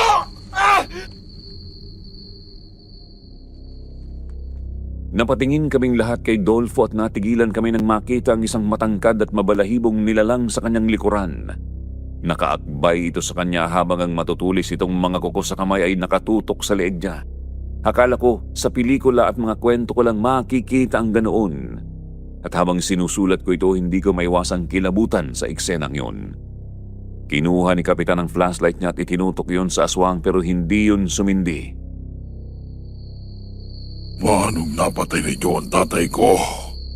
Kayong mga mahihinang nilalang. Kayong mga nasa ilalim lang at walang silbi dito sa mundo. Kung makapagsalita ka, parang ang dami mong ambag. Kayo nga itong namimirwisyo lang eh. Pumapatay ng walang awa at nambibiktima kahit ng mga bata. Kaya wag mong maipamukha sa amin na mahalaga ang buhay ng tatay mo. Tama siya. Dahil kung may pagkakataon, gagawin namin ulit yun sa kanya at sa lahat ng kalahi ninyo. Ang kaso, hindi na ninyo yun magagawa muli. Narito ako para maningil. Buhay ang kinuha ninyo. Pues, buhay din ang kukunin ko. Magpaalam na kayo sa uod na ito. Aktong itatarak na ng aswang na iyon ang mga kuko niya sa leeg ni Dolfo nang tumakbo ako palusob. Itatarak ko sana ng punyal sa kanya pero nag-alangan ako. Kaya naman kinapitan ko na lamang ang braso niya at buong lakas kong hinila iyon. Si Tia naman ay hinila rin si Dolfo papalayo sa aswang nang makahanap ng pagkakataon. Tinadyakan ko ang aswang pero hindi natinag yun. Sasaksakin ko na sana siya pero nagawa niyang salagin ang atake ko at sa isang iglap nasasaig na ako at nakahandusay. Kung nagawa mong patayin ang tatay ko ng ganun lang kadali, pues, hindi mo yun magagawa sa akin. At ngayon, gagawin namin kayong hapunan. Ipapakain namin kayo sa mga alaga namin. At isasabit ko ang mga ulo ninyo doon sa plaza bilang mensahe. Mensahe na narito na kami. Subukan mo! Puro ka pagbabanta! Hindi ako nagbabanta. Sinasabi ko lang ang sasapitin ninyo sa mga kamay ko. Sige, bibigyan ko kayo ng pagkakataon. Subukan ninyong makatakas mula sa galit ko. Lumapit siya kay Tia Mara at buong lakas niyang itinulak ito. Talsik si Tia. Tumalsik din ang hawak nitong gasera. Mabuti na lang at hindi yun namatay. Si Lola Maria na sana naman ang pupuntiryahin niya. Mabuti na lang at nakatakbo si Lola at si Rosa papunta sa kwarto. Susundan pa sana sila ng aswang pero hindi ko yun hinayaan. Bumangon ako at tinalon ko ang halimaw. Mula sa likuran, sinubukan ko siyang sakalin pero napakalakas talaga niya. Hinawakan niya ako sa ulo, hinaltak niya ang buhok ko at pagkatapos ay buong lakas niya akong binalibag. Eksakto ako sa lamesa at halos himatayin na ako sa sakit ng paghampas ng katawan ko doon. Kapitan, tumakbo ka na! Humingi ka ng tulong! Pero... Sige na, Kapitan. Umalis ka na. Para namang papayagan ko siyang umalis. Para namang haayaan kitang pigilan siyang umalis. Sige! Lusob!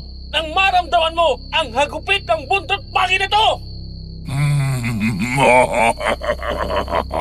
Matabang. Pero sapat na kaya yan. Tumalon si Kapitan sa bintana. Kaagad na humabol ang aswang pero buong lakas siyang hinampas ni Dolfo ng buntot pagi. Kitang-kita ko kung paano nalapnos ang dibdib at balikat ng aswang na tinamaan noon. Pero hindi man lang ito nasaktan ni hindi ito sumigaw o anuman. Sa halip ay ngumiti lang ito sa amin na parang nang aasar. Yan na ba ang kaya ninyo? Wala na bang ilalakas yan?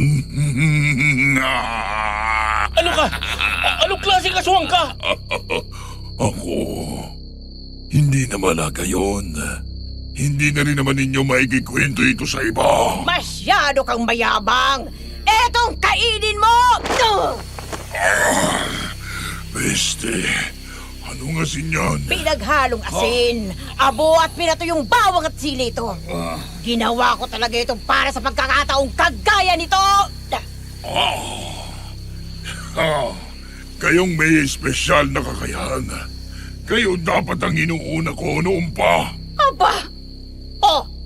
Eh, nasaan ang angas mo? Ano, napapasok ka? Heto pa! Punyeta kang babae ka! Umuusok na noon ang aswang pero kahit ganoon hindi yun makitaan ng panghihina kahit na halatang nasasaktan. Pero doon na ako nakakita ng pagkakataon. Hinawakan ko ang punyal. Nang akmang lulusob na siya kay Tia Mara ay doon naman ako lumusob at nagawa ko siyang saksakin sa likod. 2 magkakasunod na saksak ang ginawa ko pagkatapos ay hiniwaan ko pa siya sa braso. Anong klaseng patalim yun? Ang patalim na ginamit ko para patayin yung kagaya mo kanina. Yung tatay mo! Buisit, punyeta, paano nagkaroon kayo ng ganyang uri ng sandata? Hindi lang kami simplig mga tao. Kung nagkataon na narito ang tatay at nagagamit ko ng maayos ang kakayahan ko, kanina ka pa sana patay. Hindi pa tayo tapos. Maaaring nasupwesan ninyo ako. Pero sa pagbabalik ko... Aalis ka na? Anong nangyari sa tapang mo kanina? Huwag ka rin masyadong mayabang. Dahil hindi ninyo ako magagawang patayin ngayong gabi.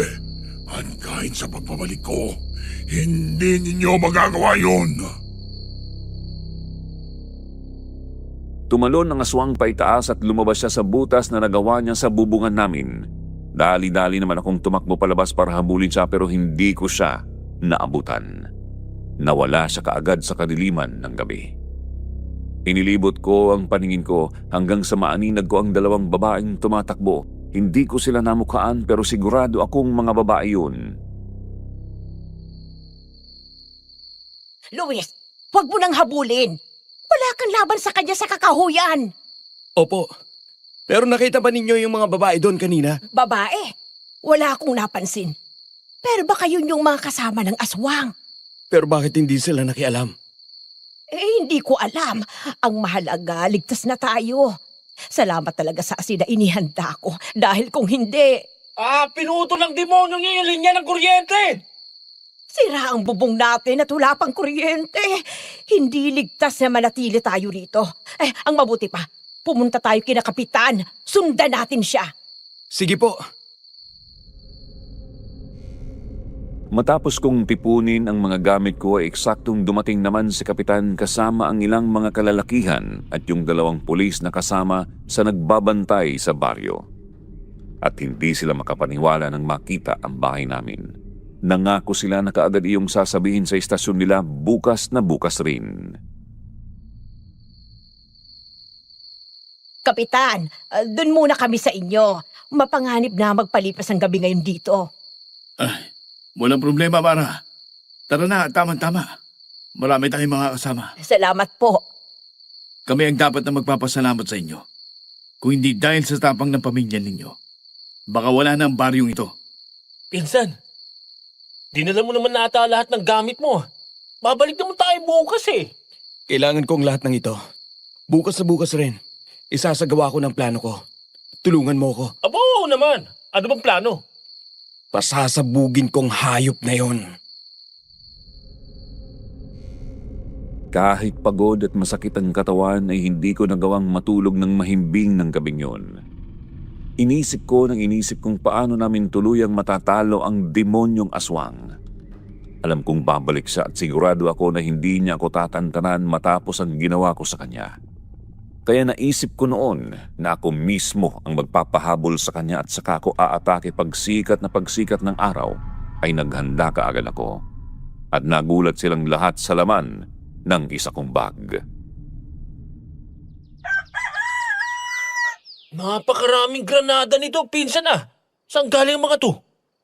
Inuwi ko ang mga yan galing sa kampo. Dala ng takot at trauma. Naisip ko na baka dahil sa mga granadang ito ay mapahamak ang natitira kong kasamahan doon.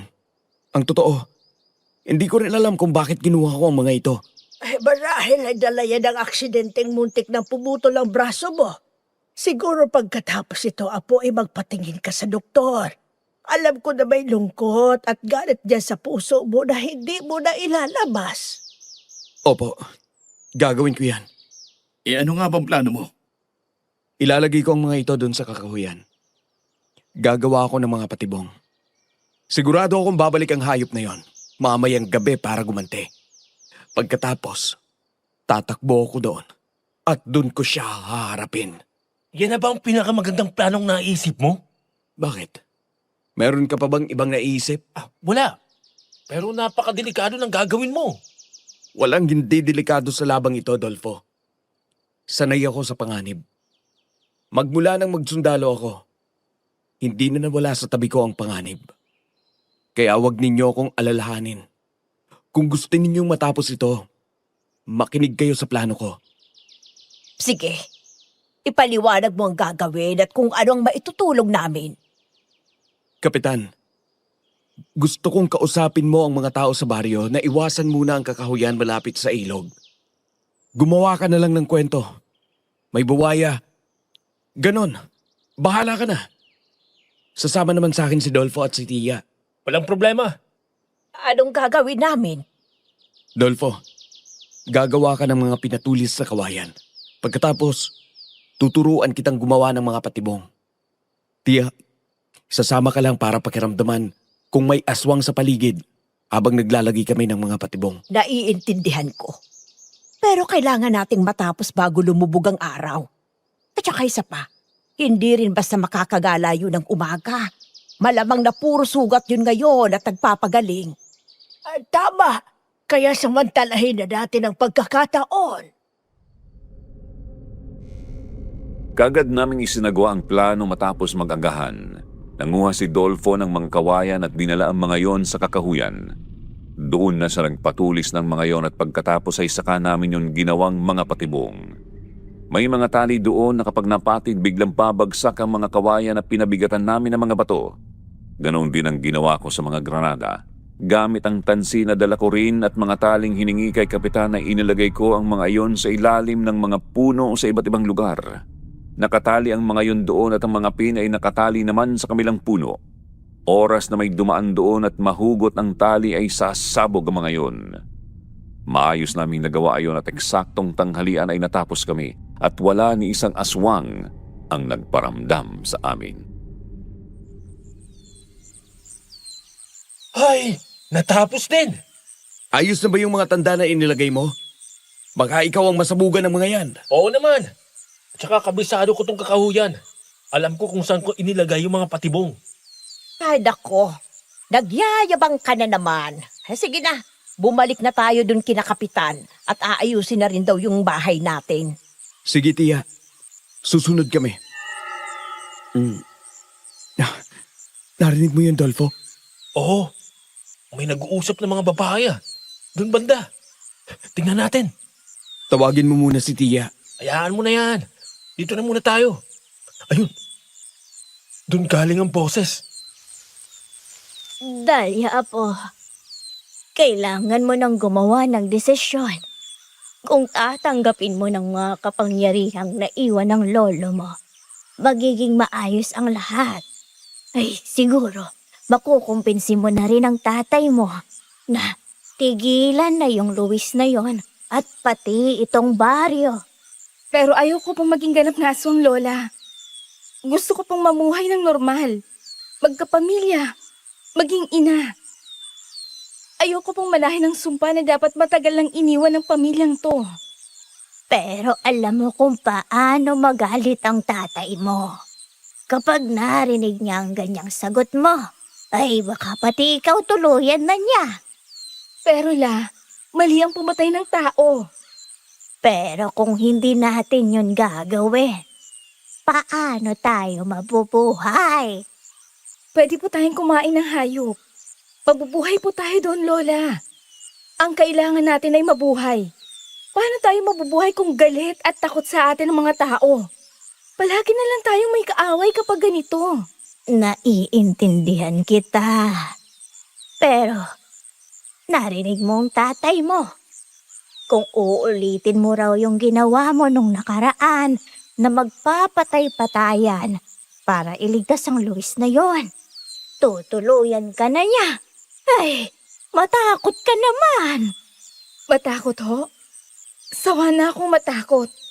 At naniniwala ko na hindi ganitong buhay lang ang naghihintay sa atin. Kagaya ng palaging sinasabi ni nanay nun, kaya nating mamuhay ng normal kung gugustuhin natin. Naku po! Patawad! Luis? Ay, anong ginagawa niyo rito? Huwag kayong lalapit.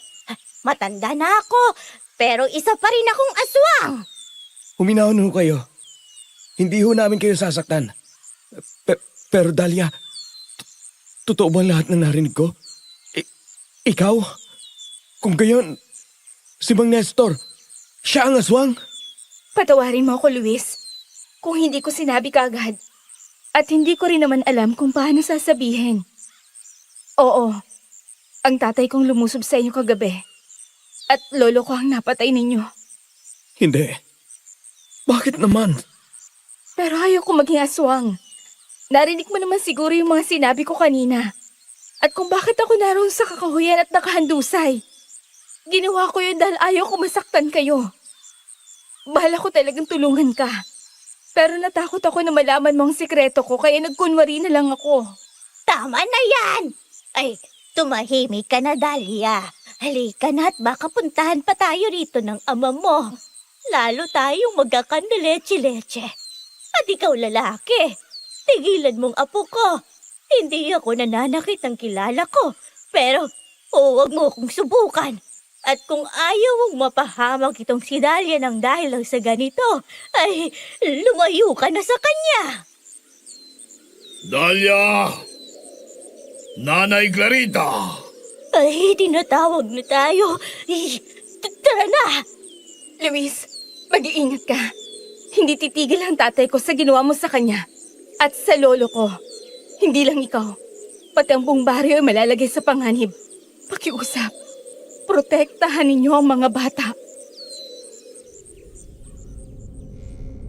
Ramdam ko ang malasakit at pagmamahal ni Dahlia sa baryo. Oo, nagulat ako sa narinig ko tungkol sa kanya pero hindi nagbago ang paghanga ko. Anak siya ng aswang pero busilak ang puso niya. Marami akong gustong itanong sa kanya pero hinila na siya papalayo ng Lola Clarita niya. Ginusto kong sumunod pero hindi kumilos sa mga paa. Pinanood ko lang siya na lumayo noon. Alam kong gusto mo siyang sundan, pinsan. Kung gusto mo, sasamahan kita. Ano? Sigurado ka? Wala man sa itsura ko pero alam kong pakiramdam ng nagmamahal. Sige na, sasamahan kita. Pero paano kapag ginabol tayo ng tatay niya? Tatakbo tayo. At saka, ang taas ng sikat ng araw, oh. Walang magagawa yan sa ating ngayon. Tsaka, sugatan pa yun. Pahina pa siya. Tara, bahala na. Dahan-dahan namin silang sinundan at hindi kalayuan sa may ilog malapit sa paanan ng bundok ay nakakita kami ng isang bahay. Malaki yun pero isang palapag lang. Nakita namin na naglabas si Dahlia ng isang malaking supot. Hindi ko alam ang nasa loob noon pero tumutulo ang dugo mula roon. At ilang sandali pa ay umalingaw-ngaw ang malakas na sigaw mula sa loob ng bahay nila. Sigaw ng isang lalaking nasasaktan. Napayuko si Dahlia at napasandal sa dingding nila habang umiiyak. Ano nang gagawin mo ngayon, pinsan? Kaya mo bang patayin ang ama ng taong minamahal mo? Para sa akin, palaging lamang ang kabutihan ng nakararami kesa sa pag-ibig. Kung ang pagpatay sa tatay niya ay makakabuti para sa mga tao sa baryo at sa atin, yun ang gagawin ko. Kahit na mapalayo ka sa kanya? Oo, kahit na mawala siya sa akin. Pinsan, tingnan mo. Nakatingin siya rito. Nakita ata tayo. Naku po, bilis, magtago tayo. Luis, Dahlia, patawarin mo ako ha. Pero Luis, kailangan na ninyong umalis sa baryo. Lumikas na kayo. Tinawag na ni tatay ang ilan sa mga kalahi namin. At ngayong gabi lulusob sila sa baryo. Ikaw ang tutugisin nila, Luis. Ayoko mapahamak ka. hindi ako aalis, Dahlia. Kung mapapahamak ang baryo, kailangan ko silang tulungan. Patawarin mo rin ako kung magagawa kong saktan ng tatay mo. Pero hindi ko mapapayagang saktan ninyo ang mga tao. Sundalo ako at kahit wala na ako sa serbisyo, nakatanim pa rin sa isip ko na trabaho kong protektahan ng mga tao. Mas gugustuhin kong mamatay na rin si tatay. Kesa makita siya na kinakain ng ambisyon at ng sumpa ng pagiging aswang. Hindi naman siya ganun dati. Nagbago siya nang tanggapin niya ang ipinamanang sumpa ng dating pinuno ng mga aswang. Naging magagalitin siya, mapagkunwari at walang awa. Pero kahit ganun, alam ko na nahihirapan siya at pilit na nilalabanan ng sumpa. Luis, kung magagawa mo, ikaw na sana magpalayas sa kanya mula sa sumpang yun. Pero wala akong kakayahang gawin yon. Hindi ako albularyo o ano pa man. Ibig kong sabihin, tapusin mo ng paghihirap niya sa pamamagitan ng pagpatay sa kanya. Tumulo ang luha mula sa mga mata ni Dahlia at talagang nadurog ang puso ko noon. Alam kong napakahirap para sa isang anak na sabihin ang mga katagang iyon, pero alam ko rin na nasabi lang niya iyon dahil sa pagmamahal niya sa tatay niya. Lumapit ako sa kanya at niyakap siya ng mahigpit. Yumakap din siya sa akin bago tuluyang umiyak ng umiyak. Pero naputol yon nang biglang sumigaw muli ang tatay niya at hinanap siya. Nagpaalam siya habang nagpupunas ng luha sa mukha at nanatili kami doon hanggang sa nakapasok na siya ng bahay. Pambihira kayong dalawa. Ay, paano kung hindi na kayo nakabalik? Oo nga, sa uulitin, mag-iisip kayo ng maayos ha. Hindi yung ganyan na ano na lang ang gagawin namin kung hindi kayo nakabalik. Patawad po. Pero naging malinaw na rin naman ang lahat at nalaman natin ang plano ng kalaban natin. Pero ngayong alam mo na ang katotohanan. Nakatulog ba yun? Minsan mas mainam para hindi natin alam ang totoo. Ngayon, sigurado ako may pagdududa na dyan sa puso mo. Wala po. Buo pa rin ang desisyon ko. Gagawin ko pa rin ang plano. Sana lang at hindi mo kainin yung sinasabi mo. Tama na yan, handa ng lahat ng gamit.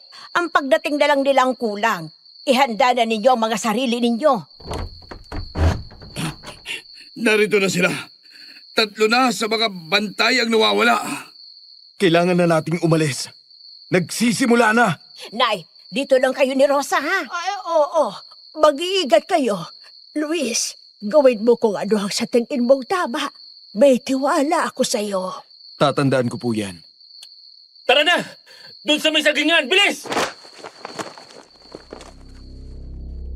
Mula sa iba't ibang direksyon ay naglipara ng napakaraming ibon. Kasunod doon ang alulong ng mga aso at napakalakas ngunit napakainit na hangin. Nakakakilabot. Ramdam na ramdam ko noon ang papalapit na panganib. Dali-dali kaming tumakbo sa may sagingan. Doon ay nagsisigaw na ang ilang kalalakihan at hinahanap ang nawawala nilang mga kasama. Ilang sandali pa ay may sumigaw ng malakas sa hindi kalayuan. Sinundan namin yon at talagang nanlumo kami sa aming nakita. Ang iba ay nasuka pa at mayroon ding napatakbo sa takot. Kamamatay lang ng isang to. Diyos ko, ang mga mata niya, nawawala rin. Narito na sila sa paligid. Talasan ninyo ang mga mata ninyo. Pesteng niya, nagtakbuhan na yung ibang mga kasama natin. Luis, doon! Banda doon ko nararamdaman ng presensya nila. Tara, puntahan na natin. Yung mga flashlight at sulo, ihanda lang ninyo. Huwag ninyong hayaang mamatay. Napakainit. Anong hangin yun? Kumusta, Luis? Ha? Doon sa kaliwa! Ayun si Luis! Nang masinaga ng liwanag ng buwan ay tumambad sa amin ang nakakakilabot na hitsura ng aswang. Parang mas malaki ang pangangatawan niya kaysa noong lumusob siya sa amin. Mas itim na itim at parang kumikintab ang balahibo niya sa liwanag at mas mahaba ang mga pangil niya. At sa likuran niya ay 2 malalaking asong itim. Heto na siya. Talasan ninyo ang mga pakiramdam ninyo at huwag kayong magpakain sa takot. Pero paano natin matatalo ang demonyong ito? Mara, Luis, hindi natin ito kakayanin. Ang mabuti pa, umalis na tayo. Matalino ka talaga, Kapitan. Luis, kung ako sa'yo, makikinig ako sa kanya. Sige, bibigyan kita ng kondisyon. Kung ibibigay mo ang ulo mo sa akin ngayon, hindi ko sasaktan ang mga kasama mo at ang buong baryo. Ano sa tingin mo? Huwag kang palilin lang, Luis. Hindi mo pagkakatiwalaan ang mga kagaya niyan. Nagmamalasakit lang ako. Pero kung ayaw mo, wala namang problema. Sige, payag ako. Pinsan! Pero kailangan paghirapan mo ang ulo ko. Gusto kong makalaban ka nang tayong 2 lang.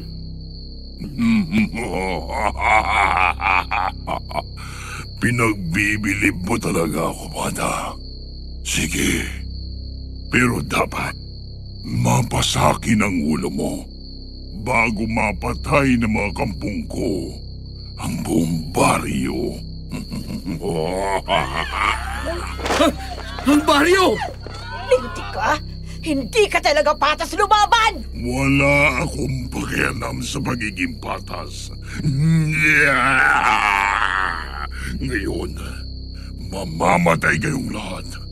Mga kampung ko, kumain na kayo. Ang mga aso, papunta ng baryo! Bilis! Protektahan ng baryo! Ako nang bahala rito. Sige na, tulungan ninyo ang mga tao sa baryo. Pero Luis, Sige na ho, ako nang bahala rito. Mas kailangan kayo ng baryo. Kaya ko to. Labagman sa loob ay umalis sila Tia para tulungan ang mga taga-baryo. Gusto pa sana ni Dolfo na magpaiwan nang makakita kami ng malalaking ibon na lumilipad. Mga aswang din ang mga yon at papunta ng baryo. Kaya naman napilitan na rin siyang iwan ako. Bilib talaga ako sa tapang mo, Luis. Sa dami ng mga manunugis ng aswang na nakaharap ko, ikaw lang ang hindi ko nakitaan ng panginginig at takot nang makita ako sa anyo kong ito.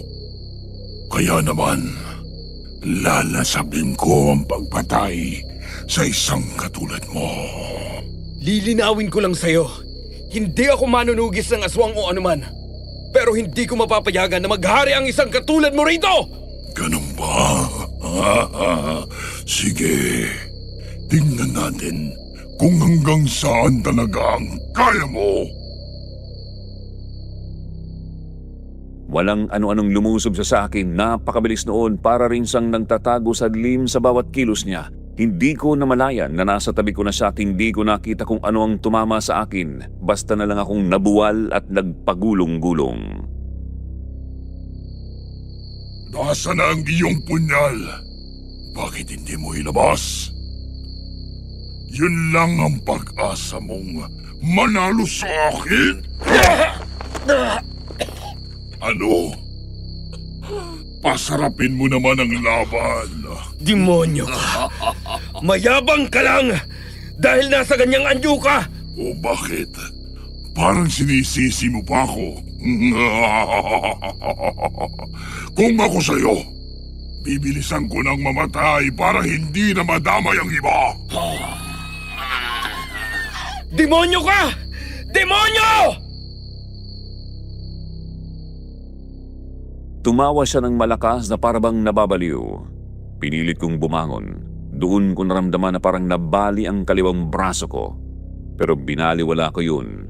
Huminga ako ng malalim. Pinipon ko lahat ng tapang at lakas ng loob na mayroon ako at pagkatapos ay kumaripas ako ng takbo papunta sa kakahuyan. Mabilis naman siyang sumunod sa akin. Sanay ako sa takbuhan at isa ako sa pinakamabilis sa amin noon. Pero kakaibang bilis ng halimaw na yon. Luis, ano?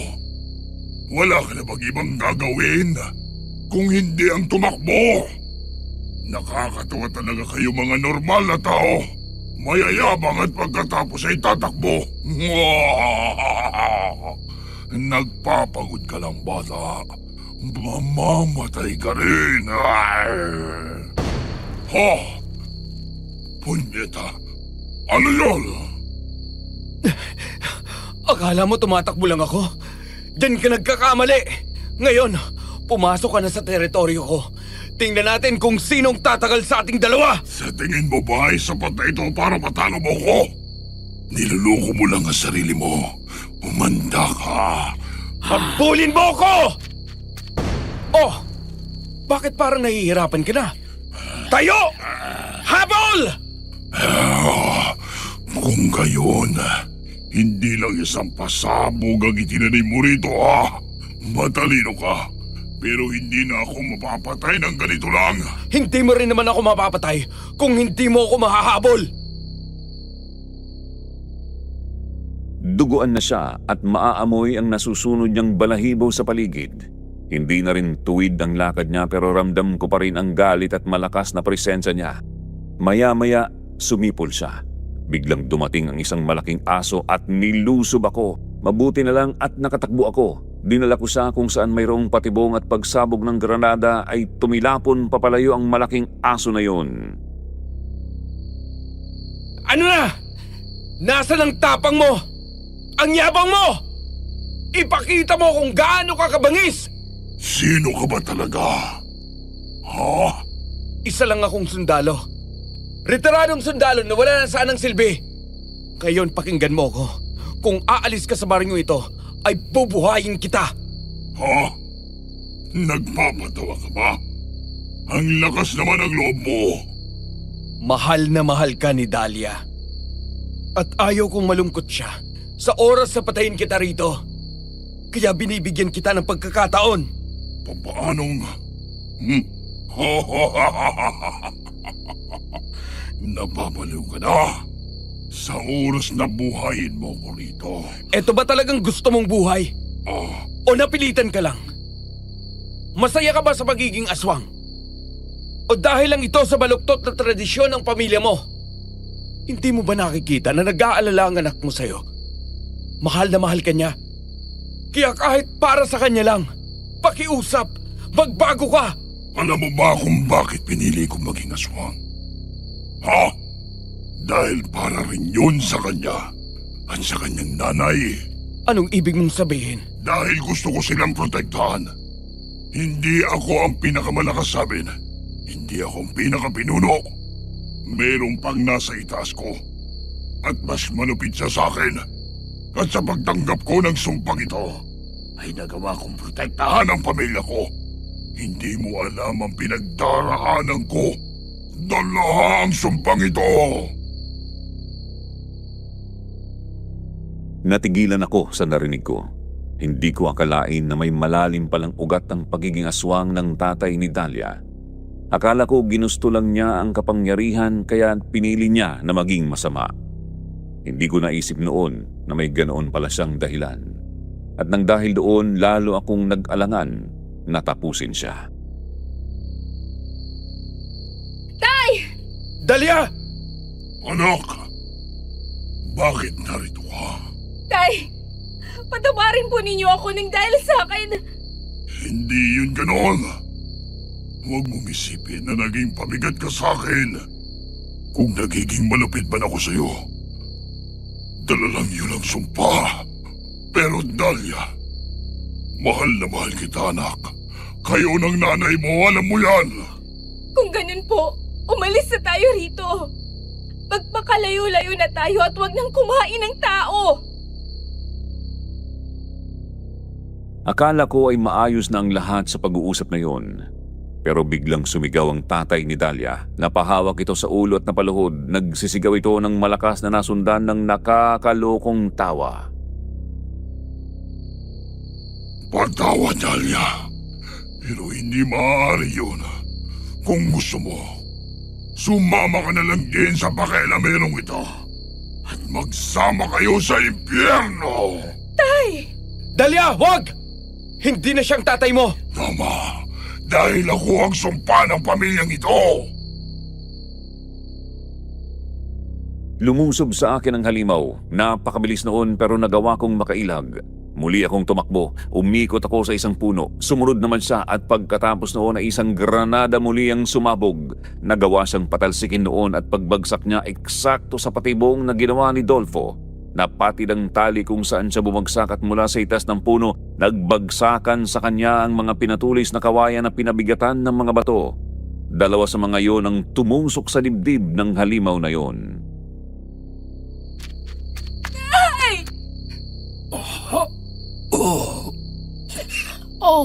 Dahlia, anak. Patawarin mo ko. Tama na, Tay.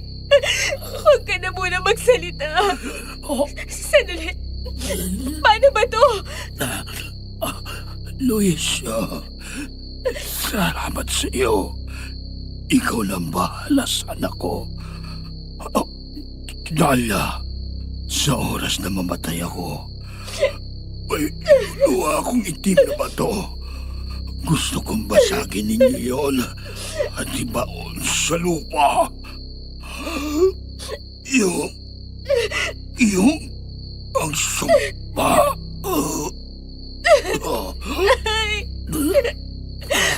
Patawarin po ninyo ako.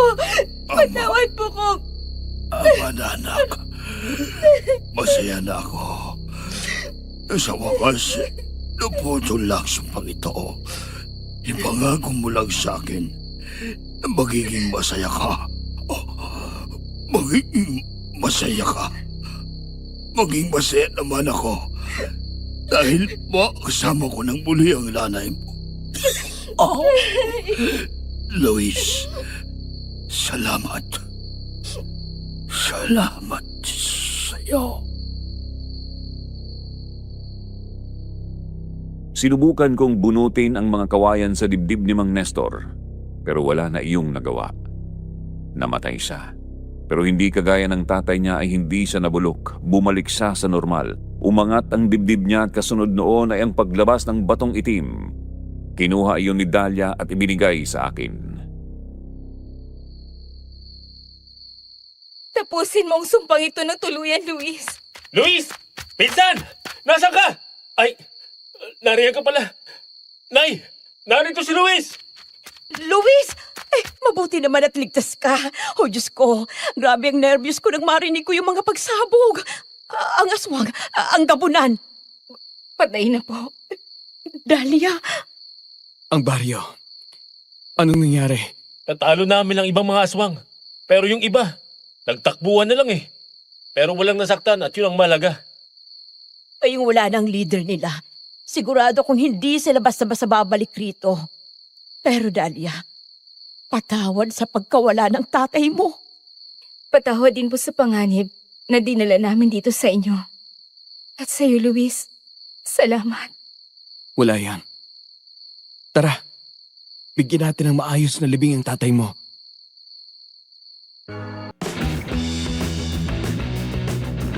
Natapos ang gabing iyon sa pagbasag namin ng batong iniluwa ng tatay ni Dalia. Silang dalawa na lang ng lola niya ang naiwan sa kanila at ipinasya nila na manatili na tinitir na nila. Natapos na ang mga insidente ng patayan sa baryo at naniwala na ang mga pulis na totoo ang mga aswang. Pero hindi na sila namusisa pa. Niligawan ko si Dalia at sa tulong ni Tia at Lola, tuluyang nagamot si Dalia mula sa pagiging aswang. At ang lola naman niya ay natutunang kontrolin ang sarili. Sa ngayon, tahimik na kaming naninirahan dito sa aming baryo kasama ang mga apo namin. Pero bago kami tuluyang namuhay ng mapayapa, napalaban pang muli ako sa pinakapinuno ng pamilyang na. Pero ibang kwento na yon. Sa ngayon, hanggang dito na muna. O mga kaibigan, isa na namang kapanapanabik na kwentong aswang at kakaibang kwento ng pag-ibig ang ating natumayan ngayon. Sana po nag-enjoy kayo at may napulot kayong mga aral mula sa kwento ito. Tandaan rin natin na hindi lahat ng masama ay likas na ganoon. Minsan may malalalim na dahilan ng isang tao kung bakit niya pinili na maging masama. Pero huwag din kalimutan na tayo may kakayahang magpasya kung pipiliin natin na maging masama o hindi. Maraming salamat sa inyong patuloy na pakikinig at suporta. Magsama-sama tayong muli sa mga susunod na upload dito po sa aming channel at sabay-sabay tayong matakot at mamangha sa mga kwentong aswang. Dito lamang yan sa Sitio Pangil.